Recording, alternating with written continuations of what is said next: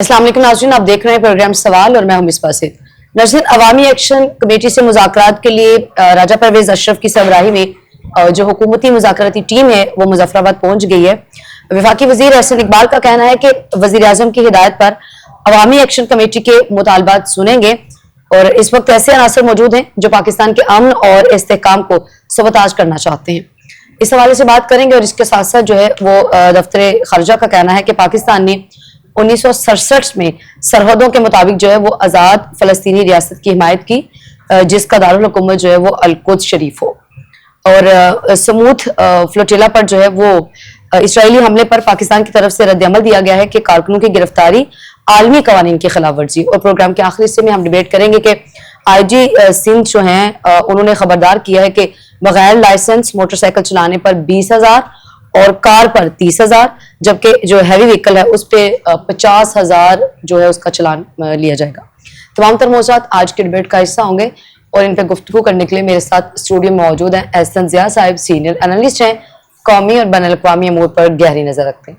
First of all अस्सलाम वालेकुम एहसन ज़िया साहब, सबसे पहले तो क्या कहेंगे आप जो अवामी एक्शन कमेटी से मुज़ाकरात के लिए टीम पहुंची है, कैसे देख रहे हैं आप? देखिए मिसबा, जिस अंदाज के साथ ये जो सारा मामला जो है इसको हैंडल किया जा रहा है, ये नजर आता है कि अरबाब इख्तियार खास तौर पर इस्लामाबाद में बैठे हुए लोग, ना तो इनके अंदर कोई प्रूडेंस है, ना कि इनके अंदर कोई स्कॉशियसनेस है, ना कोई इनके अंदर इंटेलिजेंस है। और ये जिस बेहुदा अंदाज में ये सारे मामले को डील कर रहे हैं, उससे आप ये अंदाजा करें कि अब इस वक्त ये सारा मामला फैलता चला जा रहा है।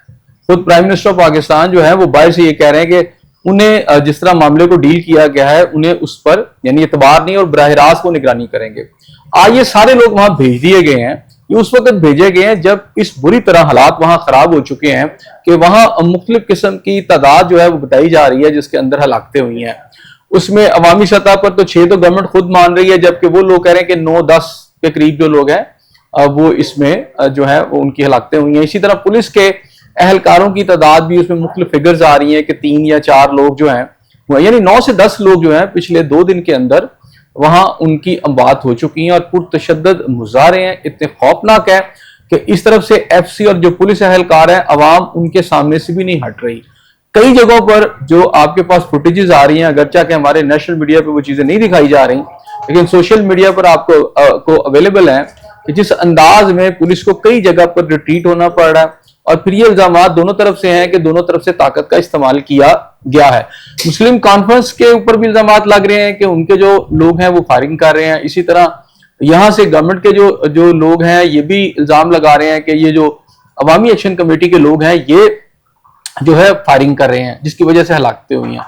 बाहर आपको समझना पड़ेगा कि ये जो सारा जो मामला है ये इतना पीक पे कैसे हो गया, इतना एस्केलेट कैसे कर गया। अगर हुकूमत के मौक़िफ़ को मान लिया जाए कि जनाब 80% जो थे मुतालबात तस्लीम कर लिए गए और 20% रह गए थे, और उसके अंदर भी शायद एक मुतालबा ये था कि जी 12 सीटें खत्म कर दी जाएं। अच्छा, वो 12 सीटों वाली एक और को मुतालबा था, बस वो 2 रह गए थे, बाकी खत्म नहीं हो रहे थे। उसके लिए आईनी कोई तरीकाकार है, जब तक उसको आप अडॉप्ट नहीं करेंगे वो मामला तय नहीं होगा। चले मान लेते हैं, लेकिन अगर आप अवामी मुतालबात उनके देखें वो थे क्या जो कि इस वक्त अवामी एक्शन कमेटी ने जो दिए, और वो अवामी मुतालबात ही उसमें सारे में अगर ये मान लिए गए थे तो उसमें एक बहुत बड़ा मुतालबा ये है कि जो ब्यूरोक्रेसी है, जो ग्रेड 17-18 से ऊपर के लोग हैं, 22 तक हैं, उनके साथ फौज जफर मौज की जो टीम लगाई गई है, उनको जो मुराद दी गई है वो वापस ली जाए, उनको 1300 सीसी गाड़ी को इस्तेमाल करें। क्या ये हुकूमत ने मुतालबा माना? नहीं। उन्होंने पेट्रोल की कीमतें कम करने की बात की, हुकूमत ने क्या ये मुतालबा माना? नहीं।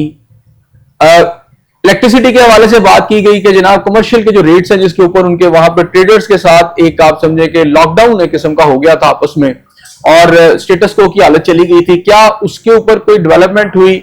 नहीं। हेल्थ और एजुकेशन की फैसिलिटीज वो जो अपनी आवाम के लिए मांग रहे हैं, क्या उस पर कोई एडवांसमेंट हुई? नहीं।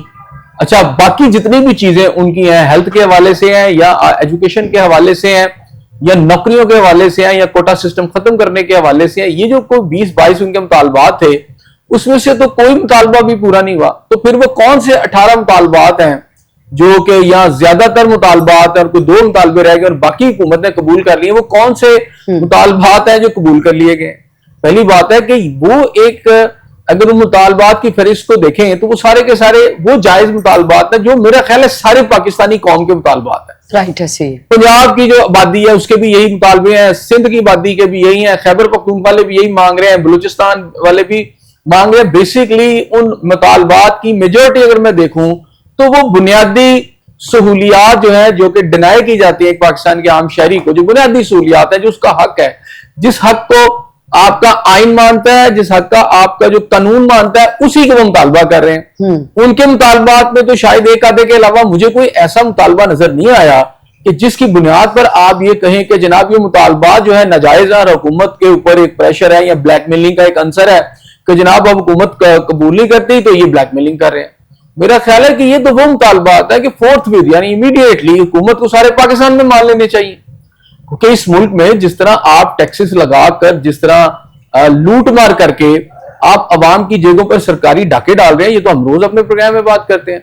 अब इसके बरखिलाफ या इसके आप मुखालिफ जाकर देखें तो आपकी जो ब्यूरोक्रेसी है, आपकी जो शराफिया है, उसकी जो सहूलियात देख लें कि इस वक्त आपने देखा कि आपके पार्लियामेंटेरियंस ने अपनी तनख्वाहें कितनी बढ़ाई, जजेस ने तनख्वाहें अपनी कहां ले गए, आपके जो ब्यूरोक्रेट्स है वहां कहां चले गए हैं। एक एक ब्यूरोक्रेट के पास 18वें स्केल का हो तो 15-15 गाड़ियां लेके फिर रहे हैं। कोई सास के घर गाड़ी खड़ी है तो कोई बीवी की सहेली के घर गाड़ी खड़ी है उनकी। मतलब इस तरह आप इस मुल्क की मरात और जो सहूलियात को एक तबके की तरफ मोड़ा हुआ है। तो अगर अवाम ये कर रही है, अवाम ये बेचैनी का इजहार कर रही है, तो उसको बैठकर उसको रिजॉल्व करना चाहिए था। आज वो आप चले गए हैं उन्हीं मुतालबात को सुनने के लिए। इसका मतलब यह है कि आप स्टबर्न है, इनकार्सिनेट है आपका रवैया, आप किसी चीज को मानने को तैयार ही नहीं है। आपके जो गर्दन है उसमें सरिया है, आप समझते हैं हुकूमत में आ गए हैं, ताकत आपके पास आ गई है, तो आप वहशत का और वहशियाना ताकत का जितना मर्जी इस्तेमाल करना चाहे, आपको कोई पूछने वाला नहीं है।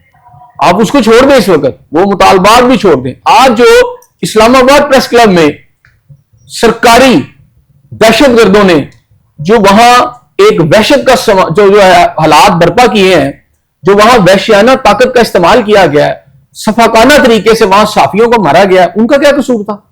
अगर वहां कोई प्रोटेस्ट आ गया था तो थोड़ी सी अकल चाहिए थी। प्रोटेस्ट को हासिल करने के, हल करने के लिए, प्रोटेस्ट को करने के लिए 101 तरीके होते हैं।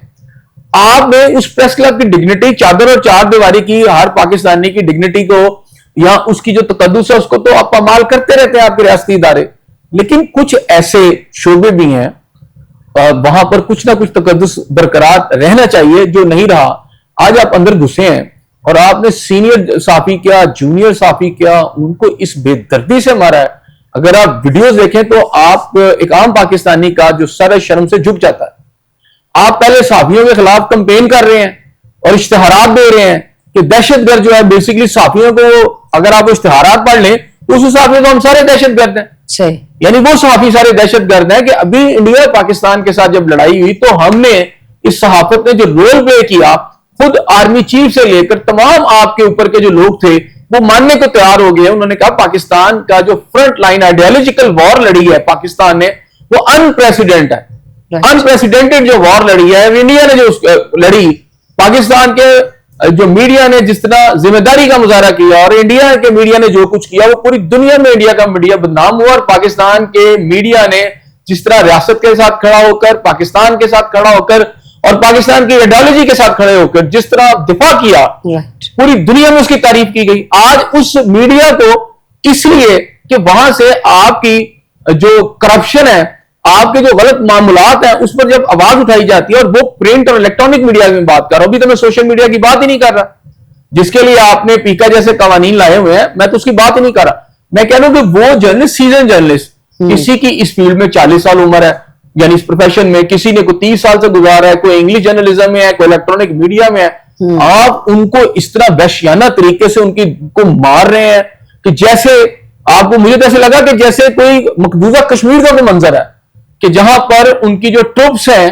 वो घुस जाते हैं इमारतों के अंदर और साफियों को जैसे मारा जाता है इंडिया के अंदर, वैसे ही हम पाकिस्तान के अंदर सीन देख रहे हैं। एक तो आप इतने नालायक हैं कि आपको एक बहुत बड़ा इशू जो था आजाद कश्मीर का वो हैंडल करने नहीं आया, और आपने वहां के हालात ऐसे बना दिए कि मकबूजा कश्मीर में और आजाद कश्मीर में कोई फर्क ही नजर नहीं आ रहा। बिल्कुल। यानी आपकी नलायकी की इंतहा है, आपकी कोता अंदेशी की जो है इस वक्त इंतहा है कि आपको चीजों को डील करना नहीं आता, और सामने से डिमांड्स भी बड़ी सादा सी थी, और आप उसमें हटदर्मी का आपने मुजाहरा किया, आपने ताकत का ब्रूट किस्म की आपने फोर्स या वहां पे यूज की, ताकत का आपने एक इंतहाई मैं समझते गलत मुजाहरा वहां पर किया, और उससे जब हालात खराब हो गए हैं, अब चीजें बाहर निकल रही हैं आपके कंट्रोल से, मतलब एक ऐसा आईजी आपने वहां इस्लामाबाद में लगाया हुआ है जिसके लाहौर के अंदर जब वो डीआईजी ऑपरेशन थे लाहौर के अंदर, तो उन पर इल्जाम थे कि थानों की तज़ीन और आसाइश के ऊपर जो फंड दिए गए थे आईजी पंजाब की तरफ से, वो उसके अंदर गबन था बहुत बड़ा, और उन्होंने थानेदारों को कहा था कि जनाब थाने से पैसे इकट्ठे करें और ये अपने थानों पर लगाएं। जब ये बात बाहर निकली, इंक्वायरी हुई आईजी पंजाब की तरफ से, तो फिर उन्होंने वो पेमेंट भरी थी। एक ऐसे नलायक आदमी को इसलिए आपने आईजी वहां बनाया हुआ है कि जनाब चूंकि पीटीआई के 9 मई के वाकयात के अंदर उसको चोट लग गई थी आंख के ऊपर, उसकी आंख को तकलीफ पहुंच गई थी, उसके बाद रियासत का सबसे ज्यादा सच्चा फर्जंद तो वो बन गया था। उसके बाद आपने नहीं देखा मेरिट, कुछ नहीं देखा, उसको आईजी इस्लामाबाद बना दिया, और वो आज जो है इस्लामाबाद प्रेस क्लब पर चढ़ दौड़ा।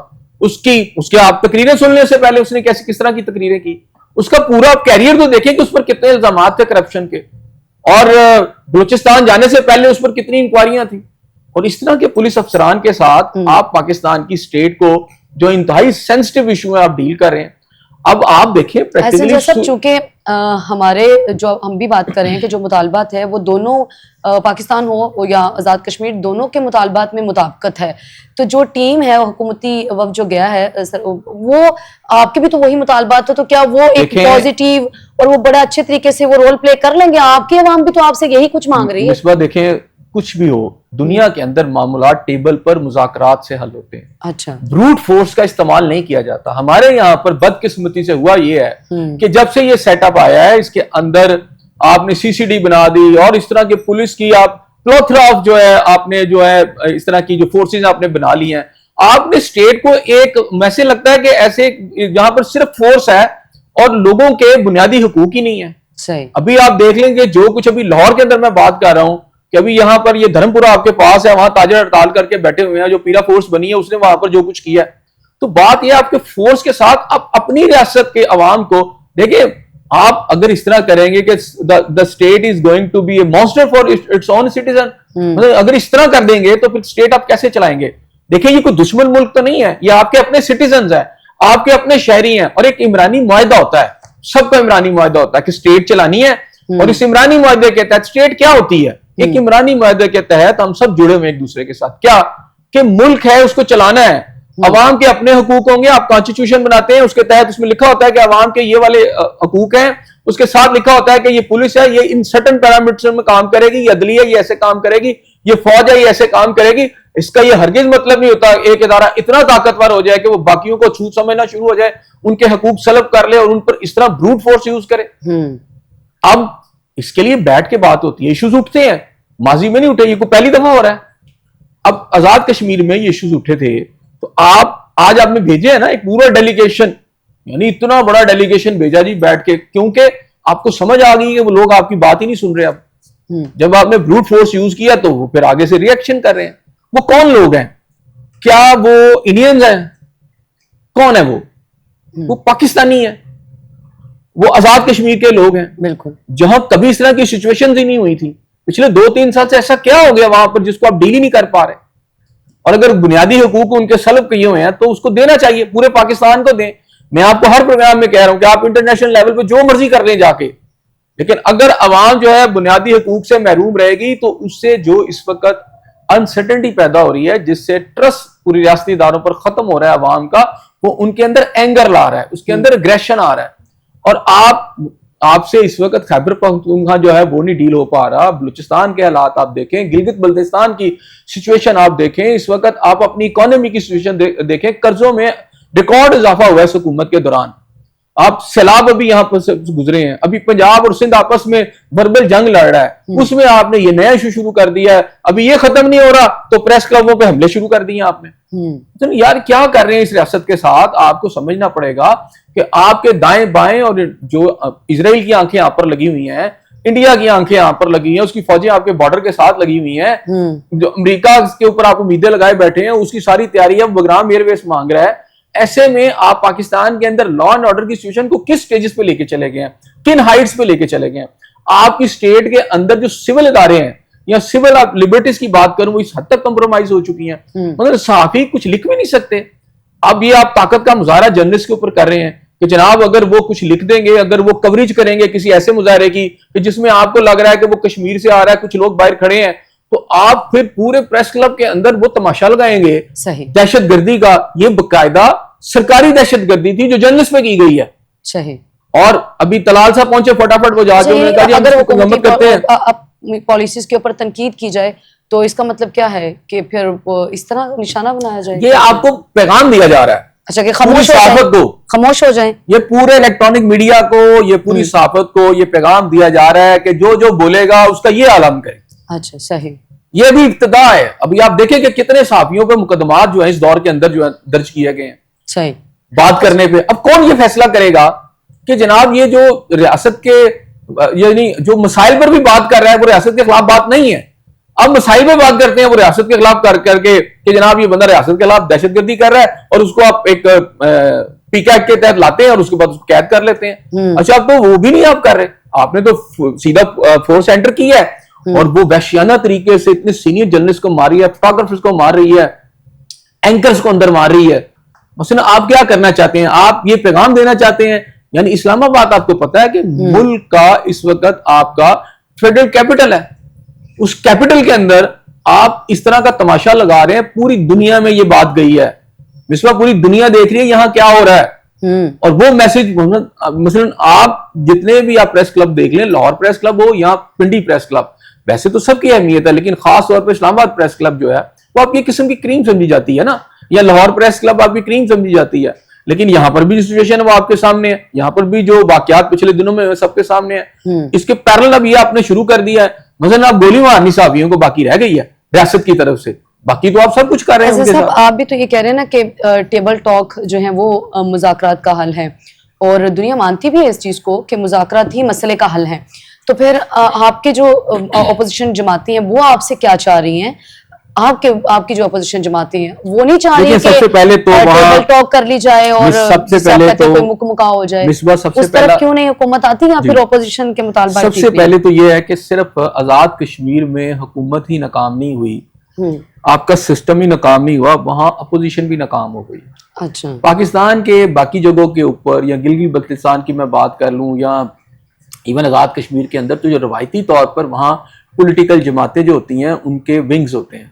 मतलब पाकिस्तान पीपल्स पार्टी का भी विंग वहां मौजूद है, पाकिस्तान मुस्लिम नवाज का भी वहां विंग मौजूद है, मजहबी जमातों के भी विंग्स हैं। लेकिन इस वक्त जो तहरीक चल रही है उसमें ये कहीं नजर नहीं आते, कहीं भी इनका कोई जिक्र नहीं है। अवामी एक्शन कमेटी है और उसमें कोई प्रोमिनेंट लोग है ही नहीं। ये पिछले 2-3 साल में बनी है और 2-3 साल के अंदर आपको इसमें कोई प्रोमिनेंट आदमी नजर नहीं आएगा। लेकिन बहरहाल जब वो अपनी तहरीक चलाएंगे तो वो आपको प्रोमिनेंट वो खुद ही होते चले जाएंगे। अब तो हो चुके हैं वो। अच्छा, उनकी बात चल रही है। सब आप कह रहे हैं कि प्रोमिनेंट नहीं है, लेकिन मुतालबा तो आप प्रोग्राम के आगाज में आपने कहा कि बड़े बेसिक से हैं और उसमें कोई भी ये नहीं हम कह सकते कि ये ऐसे मुतालबा तो जो ना माने जाएं, जिसमें बुनियादी जरूरियात ही हैं लोगों की। जी बिल्कुल, मेरा ख्याल है इसलिए नहीं माने जा सकते कि रियासत जो है या हुकूमत जो है वो इन्हीं जो मुतालबात हैं, सारी कौम को जो 25 करोड़ आवाम है उसको डिनाई कर रही है ना, उसको नहीं दे रही ना। अब ये मसला वहां का नहीं है, उन्होंने तो पिछली दफा मूवमेंट चला के बिजली का यूनिट 3 रुपए करवा लिया था, लेकिन यहाँ तो आज भी आप पता है आपको किस लेवल पे, कहीं 30 रुपए पहुंच जाता है, कहीं 40, कहीं 60 रुपए तक चला जाता है यहाँ पर जो स्लैब सिस्टम है। तो इसका मतलब यह है कि रियासत ने ये हक जो है, चलो उन्होंने तो अपनी तहरीक चला के अपने आप को थोड़ा रिलीफ दिलवा लिया, लेकिन ये जो बाकी सबके साथ जुल्म हो रहा है, ठीक है, और आपके रिकॉर्ड इजाफा हुआ है आपके यहाँ पर इस वक्त शहबाज शरीफ साहब की हुकूमत में जो कर्जों का, ठीक है, और आपके जो ब्यूरोक्रेट्स हैं उनके एसेट्स में इजाफा हुआ है, आपके पॉलिटिशियन के या बेबहा इजाफा है। आपके जजेस के आप देख लें, आप बाकी सबके शोबों के जो ताकतवर लोग हैं जो इक्तदार में हैं उनके आप एसेट्स देख लें। अभी कल हम बात कर रहे थे अपने प्रोग्राम के अंदर कि IMF जो है उसने कहा है कि जनाब ब्यूरोक्रेट जो हैं उनके असासे जो हैं वो डिस्प्ले किए जाएं, बताया जाए और पता किया जाए कि कितने एसेट्स हैं। इसका क्या मतलब है? इसका मतलब है जो कर्ज दे रहा है उसको भी पता है कि कौन खा रहा है इसको पकड़ के, और ये तो बढ़ता जाएगा, वापस कहां से होना। एक एग्जाम्पल तो सेट हो गई है हसन साहब कि अगर आप जो है वो एहतजाज करेंगे या जिसे कहते हैं कि एक बगावत करेंगे तो फिर आपके मुतालबात बिल्कुल उन्होंने बता दिया, तो रियासत के खिलाफ बगावत होगी। आज सरकार ने बता दिया है, हुकूमत ने बता दिया है कि भाई अगर आप अवामी सतह पर मुतालबात का क्लेम करेंगे तो जो इल्जामात हैं वो ये है कि जनाब इंडिया इनकी सपोर्ट कर रहा है, ये इंडिया की लाइन पर चढ़ रहे हैं और आप ब्रूटल फोर्स वहां यूज करेंगे, आप वहां लोगों को मारे पीटेंगे, सारा कुछ होगा और उसके नतीजे में जाहिर बात है जब तशद्दुद जो है उससे तशद्दुद जन्म लेता है ना, हाँ। वो आपके अपने लोग हैं, फिर जहां मुजाहरे हो जाएंगे, वायलेंस आ जाएगा तो वहां दोनों तरफ से फिर जो है हलाकतें होंगी। उन्हें आप शहादतें नहीं कहेंगे, वो हलाकतें हैं। ठीक है, और आप ये कहें कि जी अब यहाँ पर आपका पुलिस डिपार्टमेंट क्लेम कर रहा हो कि जी उनके साथ हमारे 3 पुलिस वाले शहीद हो गए, तो वो शहीद शूद कोई नहीं है, वो हलाकतें हैं। ठीक है, उनको मिस यूज किया गया, सही सीधी सी बात है। तो वहां पर भी लोग जो हैं 9-10 अगर लोग हैं पाकिस्तान के शहरी हैं ना, आजाद कश्मीर के शहरी, और आपका वहां सिस्टम चलता है ना, उस सिस्टम के तहत आज आप सारे लोग लेके वहां गए हैं ना, अब बैठ के जो बात कर रहे हैं, और अभी तक हुकूमत के पास देने के लिए कुछ नहीं। अब ये ना समझे कि वहां ये जाएंगे और ये कामयाब हो जाएंगे, अभी मुझे बिल्कुल इनकी कामयाबी नजर नहीं आ रही। वहां मैराथन किस्म की गुफ्तगू तो हो सकती है, लेकिन चूंकि उनकी जो डिमांड्स है वो तो पूरी नहीं हुई। आप कह रहे हैं कि जी हमने 80% पूरी कर दी है या 90% पूरी कर दी है, उनकी जो बड़ी सादा सी डिमांड्स है उसमें से कोई भी पूरी हुई नजर नहीं हमें नजर आती। ठीक है, तो जब वो नजर ही नहीं आती तो अभी वो मुजाहरे चलेंगे या अपनी ब्रूट फोर्स जो है वहां पर यूज करेंगे और फिर ये मामला आगे और खराब होंगे। अब ये प्रेस क्लब के सामने एक मुजाहरा हुआ, अगर उन्होंने कश्मीरियों ने भी, आजाद कश्मीर के बाशिंदों ने भी आके किया या खवातीन ने किया, वो कुछ लोग ही थे। अब उसको इन्होंने बिगाड़ा कैसे? वो कुछ लोग थे, मुजाहरा कर रहे थे। मुजाहरा करना या डिमांड करना ये कॉन्स्टिट्यूशन ऑफ पाकिस्तान और आइन के मुताबिक ठीक है। हाँ, अगर उसमें वो वायलेंस लाते या कोई वहां पे असला चला रहे होते तो फिर ठीक है, राइट है पुलिस का कि उसको करे, लेकिन ऐसा कुछ नहीं था। कुछ खवातीन थी और कुछ लोग थे वो अपना मुजाहरा कर रहे थे, उस पर आपने फिर जो वहशियाना टॉर्चर किया और उसके साथ ही साफी जो उसको कवर कर रहे थे, सारी बात उन्होंने कवर करना है, ये उनका राइट है कॉन्स्टिट्यूशन के अंदर। तो इमरानी मुआहिदा जो है ना उसमें सबका जो है ना उसके अंदर सबके स्टेक्स भी हैं, सबका रोल भी है। सही। अब कुछ इदारे कहें कि जनाब ये स्टेट उन्हीं की है सारी, बस वो जो हुक्म करेंगे वो आखिरी बात होगी, वही कानून है, वही असूल है, जो इसके खिलाफ चलेगा उसको उड़ा के रख देंगे। ये सोच जो है रियासत पाकिस्तान के लिए बिल्कुल ठीक नहीं है, ये मुहलिक है, ये लिथल है पाकिस्तान के लिए। ये इनको समझना पड़ेगा, इन्हें मिल बैठकर, ये पाकिस्तान की अवाम है। कल को लाहौर के अंदर लोग मुतालबा कर सकते हैं, क्या आप इस तरह करेंगे उनके साथ? कराची के अंदर कर सकते हैं, क्या इस तरह करेंगे उनके साथ?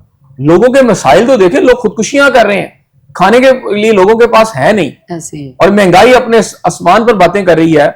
और यहां पर सूरत हाल है कि आपको ताकत के जरिए, फोर्स के जरिए, यानी मुझे इस वक्त लग रहा है कि हुकूमत की पॉलिसी यही है कि हर तरफ फोर्स हो, कोई अपने हकूक की बात करे, कोई अपने हक की बात करे तो उसको मारो पकड़ के, ताकि उसे बताओ वो बोलने जोगा ना रहे।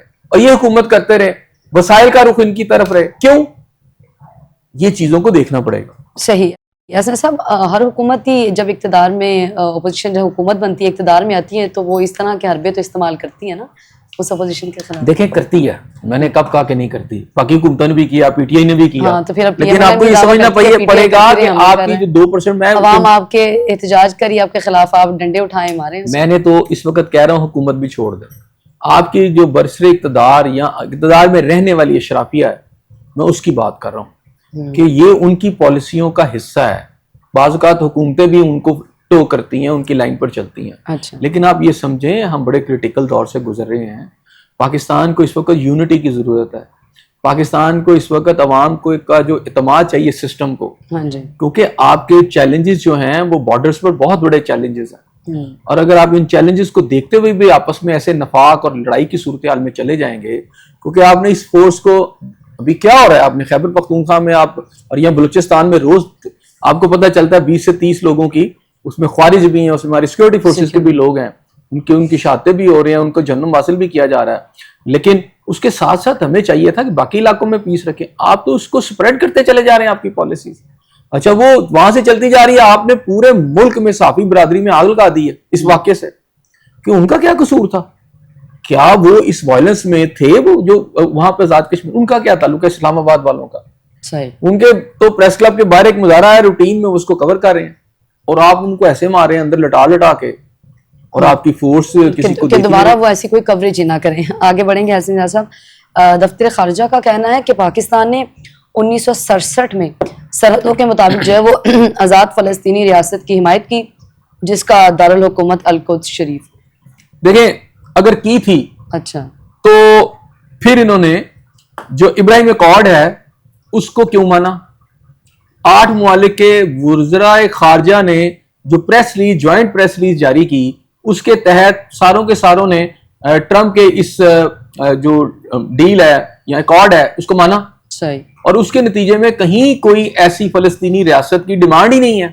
अब दिखाएं कहां है वो डिमांड, उन पे लिखी हो कि 1967 से पहले की कोई रियासत या जिक्र किया हो। जब जिक्र ही उसमें नहीं है तो आपने क्यों कहा यहां आकर कि हमने अमेरिका से मुआहदा कर लिया है, और अमेरिका से मुआहदा जो हुआ वो आगे उसने इसराइल से किया? आपको ऐसी क्या जल्दी पड़ी हुई थी? सही। ठीक है, अगर आपने ये डिमांड की थी और वो उस आप 21 पॉइंट उठा लें, मुझे दिखा दें वहां लिखा होगा 1967 से पहले इस तरह था, जब कि हम इसको मानते हैं। अच्छा चलें, आपने दिया, उन्होंने नहीं माना, तो आप फिर कहते उसी वक्त सामने आकर कहते कि हम इस रिकॉर्ड को नहीं मानते। हाँ जी, उसमें ऑब्जेक्शन आयद कर, आपने तो कोई ऑब्जेक्शन नहीं जायज किया जो उसमें रेज किया। और उसके बाद आप जो प्रेस रिलीज आपकी तरफ से जो 8 ममालिक की तरफ से जारी होता है, जो ज्वाइंट स्टेटमेंट जारी होती है, उसमें आप कहते हैं कि हम इस मुआहदे की को सपोर्ट करते हैं, इसके साथ हैं ऐसे ही। और यहां तक बातें आप करते हैं कि जनाब उसके तहत हम फोर्स वहां भेज रहे हैं, सोच रहे हैं उसके ऊपर। कुछ ममालिक ने कह दिया हम भी सोच रहे हैं, यानी फोर्स कहां भेज रहे हैं, किसके अंडर भेज रहे हैं, ये जरा इसका जवाब दे दें। आप ट्रंप के अंडर भेज रहे हैं, जो कि इस वक्त सबसे बड़ा इस मिडिल ईस्ट के अंदर जो कत्ल गारत गरी का जिस बाजार जिस मुल्क ने गर्म कर रखा है और जिसके नीचे गर्म कर रखा है वो ट्रंप है।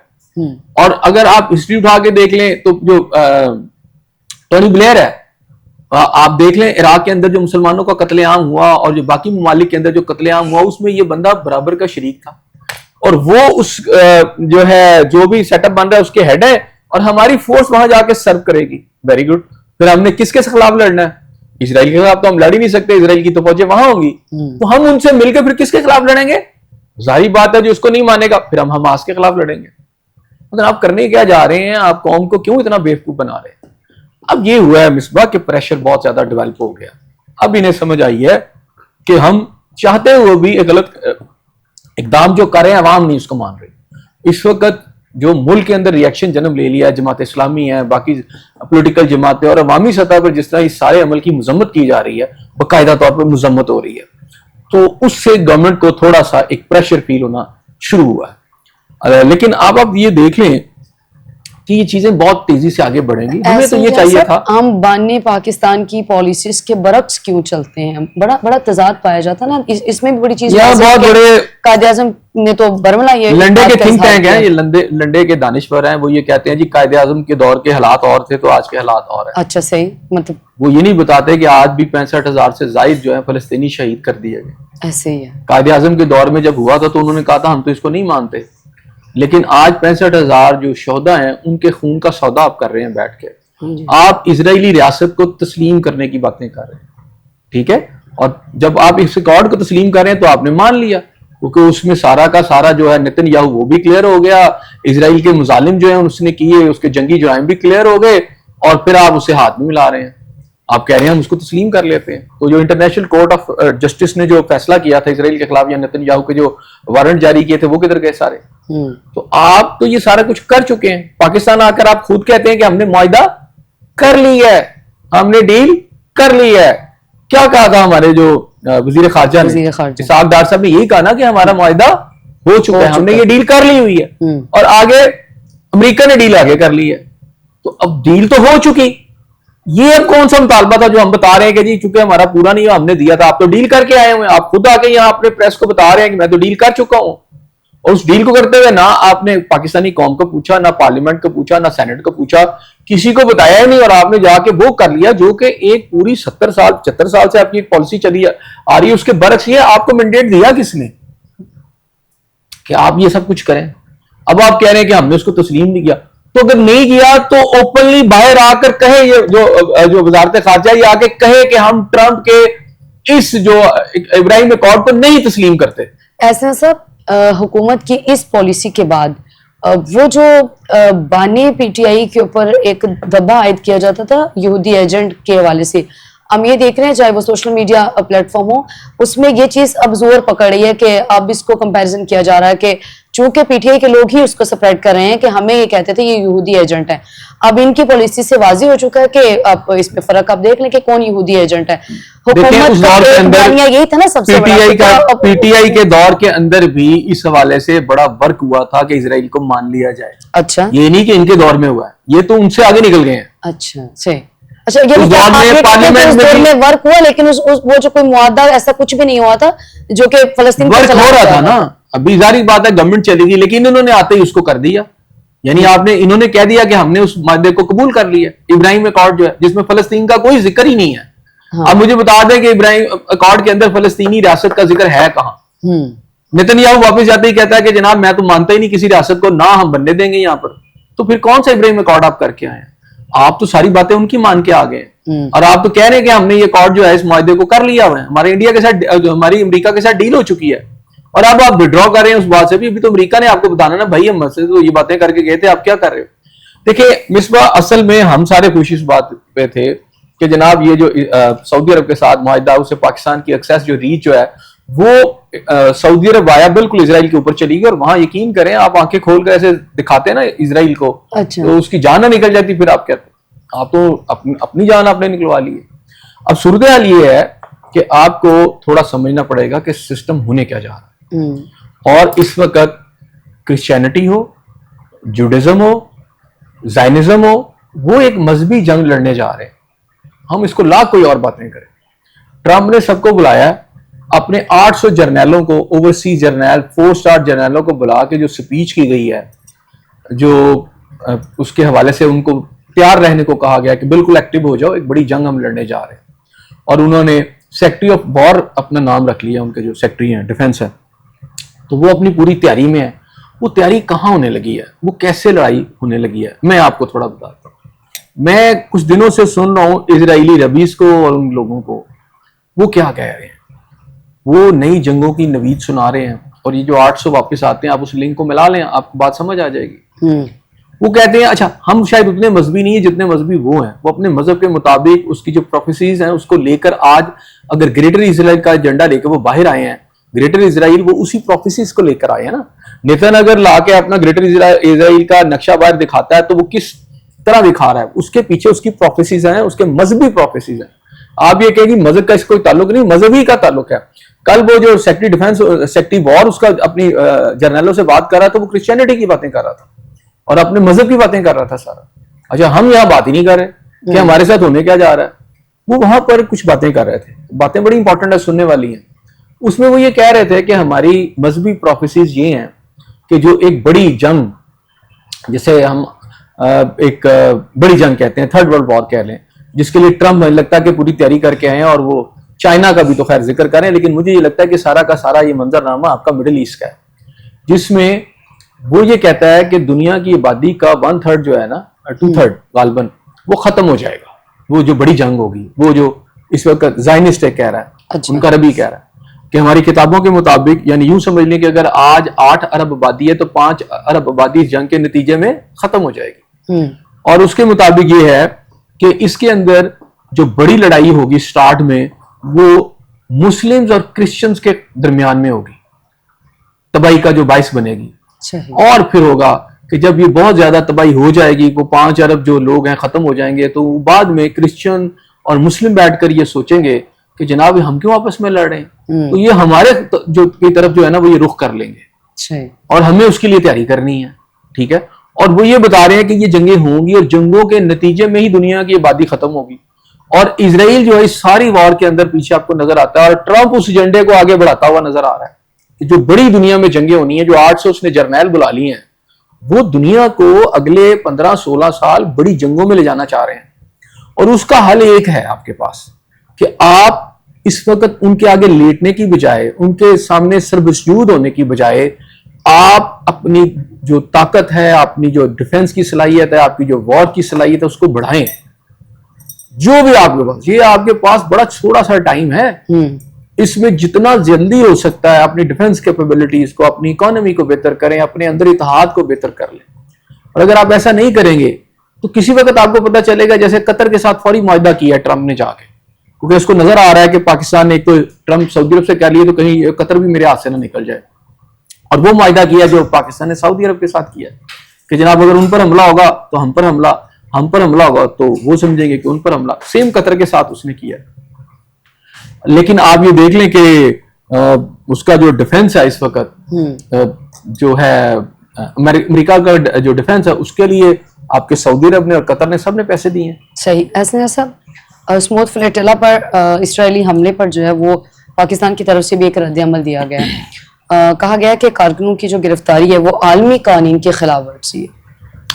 बिल्कुल, ये जिनवा कन्वेंशन जो है उसकी खिलाफ वर्जी है। पाकिस्तान की तरफ से भी ये बयान आया, और ये वो भयानक शक्ल है जुल्म सितम की जो इसराइल जो है गजा में कर रहा है। और आज इमदाद के लिए जब ये काफिला आ रहा है और फिर ये इंटरनेशनल लॉज के मुताबिक आ रहा है और इमदाद के लिए आ रहा है, तो इसके अंदर 500 के लगभग, जो आपको पता है कि पूरी दुनिया से आए हुए लोग हैं, पाकिस्तान के भी 2 लोग हैं, ठीक है, जमात इस्लामी के जो रहनुमा सेनेटर हैं वो भी उसके अंदर हैं, और इसके अलावा और भी लोग हैं, इटली के भी हैं, फ्रांस के भी हैं, ब्रिटेन के भी हैं।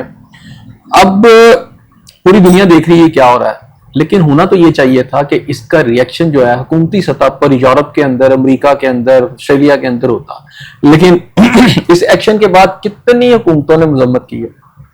हाँ, ये जरूर है कि इसका रिएक्शन अवामी सतह पर आएगा, हाँ जी, क्योंकि ये इंसानी हमदर्दी साहब हम देख रहे हैं कि सोशल मीडिया पर ये कैंपेन बड़ी जोर पकड़ी है, तो वो अवामी रिएक्शन तो जरूर आएगा। हर मुल्क के अंदर आ रहा है, और इसी वजह से ब्रिटेन की गवर्नमेंट भी अपनी आवाम से खौफजदा है, इटली की गवर्नमेंट भी अपनी आवाम से खौफजदा है, न्यूजीलैंड और ऑस्ट्रेलिया सब तरफ ये मामला चल रहा है कि उनकी आवाम के अंदर जो सर्वे किए जा रहे हैं इस वक्त उसमें कुछ सवालात पूछे जा रहे हैं। और वो सवालात क्या हैं कि क्या आप समझते हैं कि जो इजराइल जो है कार्रवाई कर रहा है, उसके मैं मोटी मोटी बात कर देता हूँ, जो कार्रवाई कर रहा है गजा के अंदर वो ठीक है। तो इब्तदा के अंदर उनका जो फिगर्स उनको आ रही थी, उसके अंदर ये था कि जो हमास की जो एक्टिविटी थी, जो उसने अटैक किया था, पहले उसकी मजम्मत ज्यादा थी और इसराइल का साथ, हमास का साथ इतना ज्यादा नहीं था। लेकिन जैसे जैसे दुनिया ने देखा जिस तरह इसराइल ने वहां जुल्म सितम किए, 65,000 से ज्यादा जो है वहां बच्चे, औरतें और बूढ़ों को जिस तरह बेदर्दी से कत्ल किया गया है, उसकी जो वीडियोज और जो कुछ दुनिया को पता चला, उससे जो रिएक्शन यूरोपियन कंट्रीज के अंदर हुआ वो ज्यूज के खिलाफ शुरू हो गया। अब वहां लोग ये जवाब दे रहे हैं कि वो इसराइल को समझते हैं कि वो अग्रेसर है और वो जालिम है और वो सब कुछ कर रहा है। ये पूरे ज्यूज के लिए बड़ी परेशानी का बाइस हो गया। ये इवन उनके हुक्मरान जो तबका है, जो इनके काबू में है, जो ज्यूज के काबू में है, यानी जो इसराइल के काबू में है, ज़ायनिस्ट के काबू में है, वो भी परेशान है कि हम अपनी आवाम को कैसे सेटल करें। और अगर इस तरह हो गया तो ये मुस्लिम ममालिक के अंदर जो क्रिश्चियन ममालिक के अंदर मुस्लिम पॉपुलैरिटी, गजा ने देखे सबको नंगा कर दिया और ये पॉपुलैरिटी बढ़ती जाएगी इनकी, तो ये उनके लिए बहुत परेशानी का बाइस बनी हुई है। जिसकी वजह से आप ये देखें कि इस मायदे के अंदर खास तौर पर हमास को निकाला गया कि हमास इसके अंदर नहीं होगी, और हमास को खत्म नहीं कर सका इसराइल भी, और हमास ने अभी भी रिजेक्ट कर दिए सारे मायदे को। तो हमास को चूंकि खत्म नहीं कर सका तो इसलिए उसने अमेरिका की मदद भी ली, थोड़ा शर्मिंदा भी है, नेतन्याहू के दावे तो वो बहुत कर रहा था, कर नहीं पा रहा। तो ऐसे में अब जो यूरोपियन ममालिक है उसके अंदर भी उसकी नफरत बढ़ती चली जा रही है। बहुत बड़ी तादाद में, वैसे तो 1.25 करोड़ से ज्यादा यहूदी पूरी दुनिया में नहीं है, लेकिन जो लोग भी इस वक्त यूरोपियन कंट्रीज में या मगरब के ममालिक के अंदर हैं, वहां पर ज्यूज जो हैं ये बड़े इन्फ्लुएंशियल थे। अब इनको नफरत की निगाह से देखा जा रहा है। ये उनके लिए बड़ा परेशान कौन है, और उसके लिए एक ही हल है कि वो नई जंगें शुरू कर दें। और वो जंगें जो हैं, अगर क्रिश्चियनिटी जो है या यूरोप मुस्लिम उम्मा से लड़ पड़ता है मुकम्मल तौर पर, या और ममालिक के साथ जंगें छिड़ जाती हैं, तो उसमें वो नफरत वाला फैक्टर जो है ना कहीं गुम हो जाएगा और नई कहानी शुरू हो जाएगी। आज मुझे ऐसा लगता है कि हम एक बड़ी जंग की तरफ बढ़ रहे हैं, और उसके लिए बाकायदा तौर पर जो ज़ायनिस्ट लॉबी है वो पूरी प्लान कर रही है, तैयारी कर रही है, और क्रिश्चियंस कंट्री को वो पाकिस्तान के साथ या अरब ममालिक के साथ लड़ाना चाहती है। सही है सर, इस जंग की लपेट में पाकिस्तान समेत बाकी ममालिक भी तो होंगे ना। आगे बढ़ेंगे। अजीत सिंह कहते हैं, उन्होंने खबरदार किया है कि बगैर लाइसेंस जो है वो मोटरसाइकिल चलाने पर 20,000 और कार पर 30,000, जबकि जो हैवी व्हीकल्स हैं इन पर जो है वो 50,000 जुर्माना आयद किया जाएगा। 20,000, 30,000 और फिर 50,000 जुर्माना लाइसेंस ना होने पर। मतलब ये वो हरकतें कर रहे हैं कि आवाम निकल के इनके गिरेबान पकड़ रहे हैं। ये कानून के नाम के ऊपर लोगों की जेब में लूट मार कर रहे हैं। ये एक रेवेन्यू, ये जो ट्रैफिक है ना, ये पुलिस रेवेन्यू डिपार्टमेंट बन गया है। मैंने आपसे कहा ना कि कवानीन क्या है। वैसे तो अगर इतने कवानीन है तो रियासत पाकिस्तान का जो आइन है वो जो अवाम को सहूलतें देता है पहले वो तो दे ना। उसके अंदर घर है, उसमें सेहत है, उसमें एजुकेशन है, वो तो आप किसी को कुछ नहीं दे रहे। आप उनकी जेबों पर डाके मार रहे हैं, और डाके इस तरह मारेंगे कवानीन के नाम पर। ठीक है, चलान आपने करना है, वो 200 का था 500 का कर देते, लेकिन पकड़कर आप कह रहे हैं जी 20,000 का चलान जी एक लाइसेंस। पहले तो लाइसेंस बनाने पे आप पहले जाएंगे वहां पर, और आपको पता है जो जिसका चलान अब 20,000 का हो गया तो उसको बनाने की कीमत क्या होगी। अवाम को लाख लाख रुपया तो देना पड़ेगा ना वहां पर। ये लूट मार का एक बाजार गर्म किया हुआ है। मैंने आपको एक मिसाल दी थी कि अब देखिए उसको जस्टिफाई ये कर लेते हैं ना, कवानीन की बात करते हैं और आम आदमी कहते हैं कह तो ठीक रहे हैं। अच्छा। कैसे हेलमेट पहनना चाहिए, बिल्कुल ठीक है, हेलमेट पहनना चाहिए, आपकी जान का मामला है। आपकी जान का मामला। अच्छा, उन्हें पाकिस्तान की अवाम की बाकी मामलात में किसी जान का मामला नजर नहीं आता। लोग अस्पतालों में मर रहे हैं, सरकारी मशीनरी उन्हें लूट रही है, अच्छा वहां कोई नजर नहीं आ रहा। चले जी हेलमेट की बात कर लेते हैं। मैंने फिर आपसे कहा कि हेलमेट है 2,000 का चलान होना ही नहीं चाहिए, हो गया। क्योंकि ये ऊपर बताते हैं कि जी हम बेसिकली इनको लगाया गया है कि भाई हमें बुराई करके दो, और उसके अंदर आपकी अदलिया भी साथ मिली हुई है। ठीक है ना, क्योंकि उनके भी पर्क्स एंड प्रिविलेजेस इन्हीं चीजों से पूरे होते हैं। अच्छा, अब हेलमेट के ऊपर आ जाते हैं। आप 2,000 का चलान करते हैं तो ठीक है, 2,000 का चलान कर दिया आपने, तो उस बंदे को कहेंगे तेरी हिफाजत हमें बड़ी जरूरी है, तेरा सर कहीं फट ना जाए, तुझे नुकसान ना पहुंच जाए, ये हेलमेट पहन ले। ये 2 हेलमेट हम तुझे देते हैं, तूने स्टेट को 2,000 रुपया दे दिया, ये हेलमेट ले लो। ये नहीं करेंगे, ये बिल्कुल भी नहीं करेंगे। लैपटॉप दे रही हैं, यहाँ आप देख लें वजीर आला क्या क्या ट्रैक्टर दे रही हैं, गाड़ियां दे रही हैं, वो हेलमेट भी दे दो यार, कितने लोग हैं। अच्छा, इतने ही घर में को 2,000 रुपए उनसे ले रहे हैं, उनको हेलमेट दे दिया। हेलमेट अगर मुफ्त में तकसीम कर दिए लोग पहनेंगे, मुफ्त में तो तकसीम ही नहीं कर रहे। मुफ्त में हेलमेट आपका 1,000, 1,200, 1,500 का लोग लेके पहन लेते हैं, 2,000 का लेके पहन लेते हैं। हाँ जी, मैं ये कह रहा हूँ 2,000 तो वो दे रहे हैं, इसमें मुनाफा होगा इन्हें।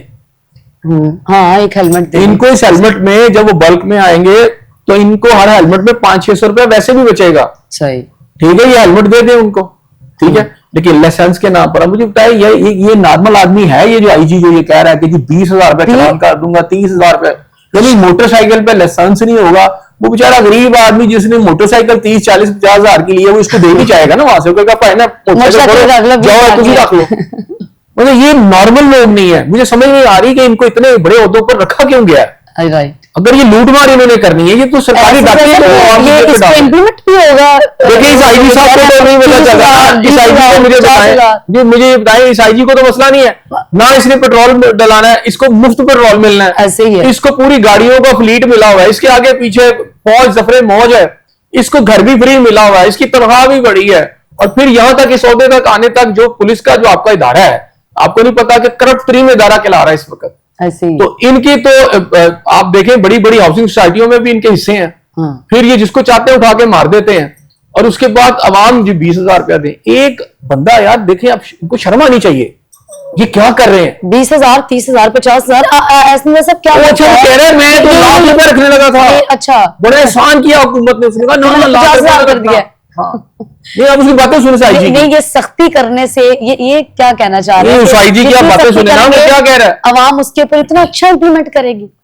मैं कह रहा हूँ वो तो उसकी मेहरबानी है, उसने आतमताई का दिल रखा हुकूमत ने कि उन्होंने कहा ना 1 लाख ना रखना, यानी उसमें लाइसेंस नहीं है, 1 लाख नहीं, 1 लाख की बाइक नहीं आती।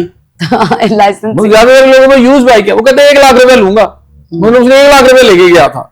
ये है जी वो क्या कहते हैं, शाह से ज्यादा शाह के वफादार, और इस लूटमार के अंदर जो ट्रैफिक के हिस्सेदार, जो ट्रैफिक के मिसाइल है, वो कराची हो, वो सिंध हो या पंजाब हो, हर जगह ट्रैफिक देखिए चलान करते हैं ना। आप मुझे क्या हैवी चलान करने से, भारी भरकम चलान करने से ट्रैफिक के मसाइल हल हो जाएंगे। नहीं नहीं, इनकी जेबें भर गई है ना। अभी आप डाटा निकाल के देखें ना, पिछले 15 दिन के अंदर लाहौर की ट्रैफिक पुलिस ने कितना पैसा कमाया। चलान तो पैसे कमा रहे हैं इनके लिए, तो ये पैसा कमाने का आसान तरीका आ गया। यहाँ लाहौर की सड़कें खराब है, इशारे खराब है, बहुत कुछ है। वहां कभी किसी ने पूछा कि इस पर उन इदारों का भी चलान होना चाहिए। राइट, सिर्फ चलान यह होना चाहिए पुलिस वालों को, उनकी करप्शन के ऊपर चलान होना चाहिए। इस पुलिस का जो जुल्म सितम ये कर रहे हैं थानों के अंदर, चलान होना चाहिए इनका उन चलानों के ऊपर जो ये अदालतों में पूरी तरह पेश नहीं करते, और करते हैं तो तफ्तीशें इनकी देखें किस तरह की हैं। चलान होना चाहिए उन ब्यूरोक्रेट्स का जो मुल्की खजाने को लूट मार करके खा रहे हैं, उनके ख्वाहिशों। चलान होना चाहिए उन क्या कहते हैं अदलिया के लोगों का, जो लोगों को इंसाफ नहीं दे रहे। इंसाफ इतना महंगा है, और आप बेचारे के पास एक बाइक रह गया 20,000 का चलान। वाह वाह वाह। ये नहीं है, मैं आपको अब बता दूं, बाइक्स दे के ये चाहते हैं कि अवाम निकले, और जो चीज बहुत लेट आनी है ना, एक बड़ा इनकलाब, वो वक्त से पहले ये खुद ले आएंगे। सही, बहुत शुक्रिया हसन साहब आपका। नाज़रीन, आपका प्रोग्राम देखने का बेहद शुक्रिया। फिर वक्त मुझे हसन जिया सबको दे इजाजत। नेक्स्ट वीक फिर मुलाकात होगी, सेम चैनल सेम टाइम। अल्लाह ने के बाद।